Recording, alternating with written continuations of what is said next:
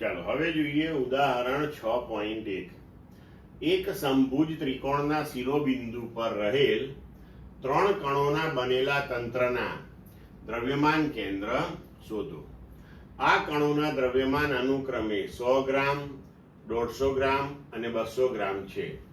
સમભુજ ત્રિકોણની દરેક બાજુ 0.5 મીટર લાંબી છે. હવે ધારો કે જો આકૃતિમાં દર્શાવ્યા મુજબ આપણે યાદચ્છિક રીતે કણોની ગોઠવણી લઈએ કે M1 બરાબર 100 ગ્રામ દ્રવ્યમાન વાળો જે કણ છે એ ધારો કે ઉગમ બિંદુ ઉપર છે, તો તેના યામ થશે સદિશ R1 બરાબર 0, 0.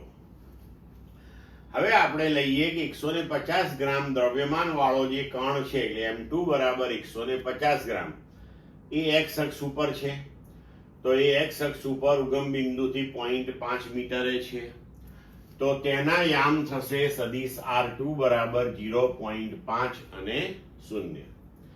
હવે ધારો કે બી બિંદુ પાસે એટલે કે સમતલમાં એ ત્રીજો કણ છે કે જેનું દળ M3 બરાબર 200 ગ્રામ છે, તો હવે આ સમભુજ ત્રિકોણ હોવાથી તેના યામ જે છે એ થશે, આ 60 ડિગ્રી છે, આ 0.5 મીટર છે, તો x યામ અને y યામ થશે તેના 0.5 cos 60 ને 0.5 sin 60. cos 60 એટલે 1/2 અને sin 60 એટલે √3/2. તો ત્રીજા કણના યામ થશે 0.25 અને 0.25 into √3.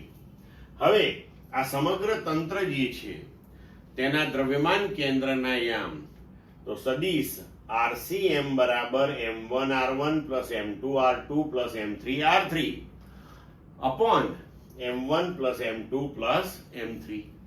હવે આપણે આ બધા મૂલ્યો ગોઠવીએ તો M1 100 ગ્રામ, R1 00, M2 150 ગ્રામ, R2 0.5 અને 0, M3 200 ગ્રામ, R3 0.25 અને 0.25 into √3 ભાગ્યા M1 plus M2 plus M3 એટલે કે 100 વત્તા 150 વત્તા 200.